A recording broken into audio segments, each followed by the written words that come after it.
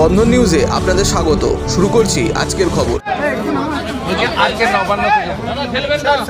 আজকের বৈঠক এটি ঐতিহাসিক জায়গা। ডক্টর শ্যামাপ্রসাদ মুখার্জির নেতৃত্বে 1946-এর 4 এপ্রিল থেকে 6 এপ্রিল 6 এপ্রিল এখানে পশ্চিমবঙ্গ ভারত ভুক্তির রেজুলেশন পাস হয়েছিল, যার মূলে 1947-এর 20 জুন আমরা বাঙালি হিন্দুদের হোমল্যান্ড পেয়েছিলাম এবং আমাদের পূর্ব পাকিস্তান অর্থাৎ পাকিস্তানে তদানীন্তন আজকের বাংলাদেশে যেতে হয়নি।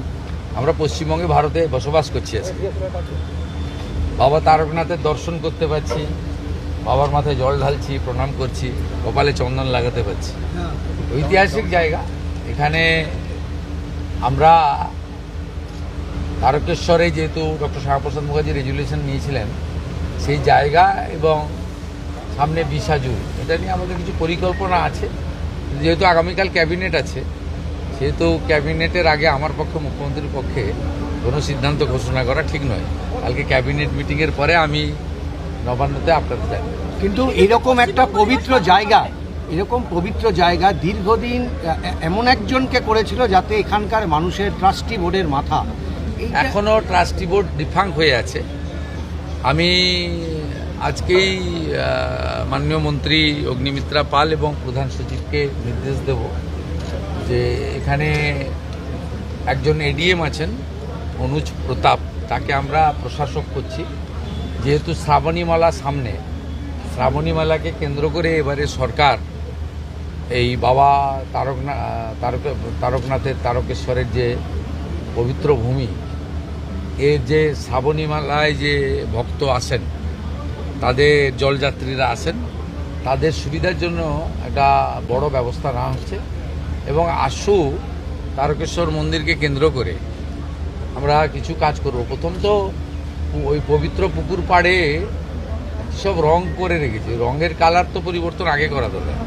ওগুলো ঠিক আধ্যাত্মিক বা সাত্বিকতা বা আমাদের সংস্কৃতির সঙ্গে মানানসই রং নয়, ওটা আগে করতে হবে। চোখে লেগেছে।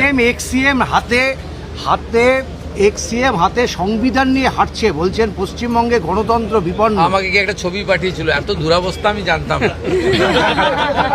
এত দুরাবস্থা, এক ঝুড়ি লোক, 150টা লোক আসেনি। আপনারা তো সাংবাদিকরা গেছেন 200 জন মতো। আপনার 200টা সাংবাদিক না থাকলে তো আর করুণ অবস্থায়। তারপরে রাজ্যসভা লোকসভা মিলিয়ে এতগুলো এমপি শুনলাম, 3টে এমপি গেছে, 6 জন এমএলএ গেছে। ও দলটার অবস্থা ফলতার মতো হয়ে গেছে। কোনো বিধায়ককে 20 বার পর্যন্ত ফোন করছেন যুবরা, সেই দলের কোট আনকোট, যে তারা অসুস্থ শুনেছিলাম। ফোনে করেছেন এরকম অসুস্থ হলে ফোন করা যায় নাকি? স্যালাইন টেলাইন বিষয় চলছে। আরে আমি তারকেশ্বর ধামে একবার নয়, রাম মন্দির মাথায় নিয়ে খালি পায়ে হেঁটেছি গোটা তারকেশ্বর। পাথর বৃষ্টি হয়েছিল বিজেপির র্যালিতে। আপনি জানেন না, এখানে যেদিন ওই যেটাকে লোক হারিয়ে দিয়েছে 31,000 ভোটে, ও রাম মন্দিরকে অপমান করেছিল, আমি খালি পায়ে গোটা তারকেশ্বর শহর আমার হাঁটা আছে 4 কিলোমিটার। কম খরচে বিশ্বমানের আধুনিক চিকিৎসার হুগলির মিডল্যান্ড নার্সিংহোমে বাংলার বিশিষ্ট চিকিৎসকরা এই নার্সিংহোমে রোগীদের চিকিৎসা করেন। জটিল রোগের চিকিৎসার জন্য রোগীদের আর দক্ষিণ ভারত যাওয়ার দরকার নেই। হুগলির মিডল্যান্ড নার্সিংহোমে পাওয়া যাবে বিশ্বমানের আধুনিক চিকিৎসা পরিষেবা। এখানে প্রসূতি মা ও সদ্যজাত শিশুদের বিশ্বমানের আধুনিক চিকিৎসা পদ্ধতিতে চিকিৎসা করে থাকেন গাইনো ও শিশু চিকিৎসকরা। দুপুর 12টা হোক বা রাত্রির 12টা, রোগীদের জন্য 24 ঘন্টা চিকিৎসা পরিষেবা বজায় রেখেছে হুগলির মিডল্যান্ড নার্সিংহোম। আমি ডক্টর মানস ঘোষ, আমি মিডল্যান্ড নার্সিংহোমের মেডিকেল ডিরেক্টর। বিশেষত্ব বলতে যেটা আপনি বললেন, একটা হচ্ছে এনআইসিইউ, নিউনেটাল কেয়ার ইউনিট। আমি বলতে পারি এটা আমাদের আশেপাশে হুগলি জেলায় নেই। নিউনেটাল মানে হচ্ছে যেটা বাচ্চা জন্মের পরেই প্রথম 28 দিনকে আমরা নিউনেট বলি, প্রথম ফার্স্ট 4 উইকস। তো এই সময়ে বাচ্চাদের সমস্ত রকমের চিকিৎসায় বলুন বা তাদের দেহের গঠন বলুন বা তাদের রোগগুলোই বলুন, সেগুলো সবগুলো অন্যান্য বাচ্চা মানে তার থেকে বড় বাচ্চার থেকে কিন্তু অনেকটাই আলাদা। এবং এই ক্ষেত্রে বাচ্চারা খুব সেন্সিটিভ হয়, বাচ্চাদের রোগ প্রতিরোধ ক্ষমতাও অনেক সময় কম থাকে এবং এগুলোর জন্য স্পেশাল কেয়ার লাগে। নিওনেট এবং তাদের পুরো চিকিৎসা পার্টটা একটা আলাদাভাবে তৈরি হয় প্রথম 28 দিনের জন্য। আমরা এখানে চুঁচুড়া, বিশেষ করে চুঁচুড়া এবং হুগলিবাসীর জন্য এই জিনিসটা আমরা আনতে পেরেছি, যেখানে আমাদের বাচ্চাদের এই নিওনেটদের ক্রিটিক্যাল মানে খুব খারাপভাবে যে নিওনেটগুলো জন্মেছে বা যারা জন্মের পরে যারা হাঁপাচ্ছে বা যারা মেকোনিয়াম খেয়ে ফেলেছেন বা যাদের কোনো জন্মের পরে কোনো রকমের শ্বাসকষ্ট বলুন বা কোনো রকমের অসুবিধে হয়েছে বা জন্ডিস ধরা পড়েছে বা অন্য কোনো কমপ্লিকেশান হয়েছে, সেই ধরনের বাচ্চাদের চিকিৎসা করার জন্য উপযুক্ত ব্যবস্থা আমরা এখানে করতে পেরেছি। তার ভিতরে আমরা বলতে পারি আমাদের এখানে ওয়ার্মার আছে সাফিসিয়েন্ট, আমাদের এখানে 6টা বেডের জন্য ওয়ার্মার আছে এবং আমাদের এখানে ফটোথেরাপি মানে বাইলেয়ার ডবল সারফেস ফটোথেরাপি আছে যাদের কনজেনিটাল বা যাদের জন্ডিস ধরা পড়েছে তাদের জন্যে, এবং বাচ্চাদের ভেন্টিলেটার আছে আমাদের একদম নিওনেটদের জন্য।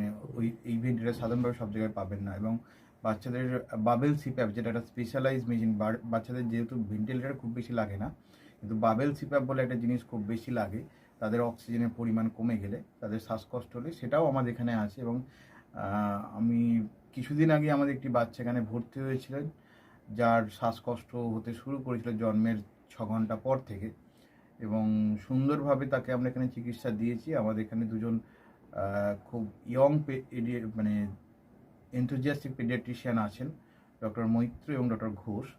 তো তারা তাদের দুজনের আন্ডারেই বাচ্চা ভর্তি ছিলেন।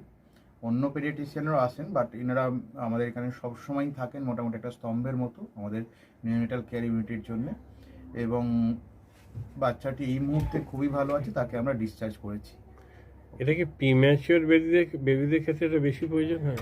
ভীষণভাবে প্রিম্যাচিওর বেবি যারা একটু আগে জন্মেছেন বা যাদের ওয়েট কম হয়েছে, এবং অনেক সময় মায়ের বা ওয়েট অনেক সময় বেশি ওয়েট হলেও যে সেটা ভালো সেরকম নাও হতে পারে, যেমন ডায়াবেটিসের ক্ষেত্রে হতে পারে।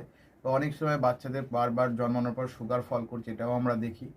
অনেকগুলো কারণে যেগুলো জন্মের পরেই যে সমস্ত সমস্যাগুলো হয়, সেগুলোর জন্য এরকম স্পেশালাইজ ইউনিট দরকার হয়, নিওনেটাল কেয়ার ইউনিট, এবং সেটা আমরা এখানে করতে পেরেছি।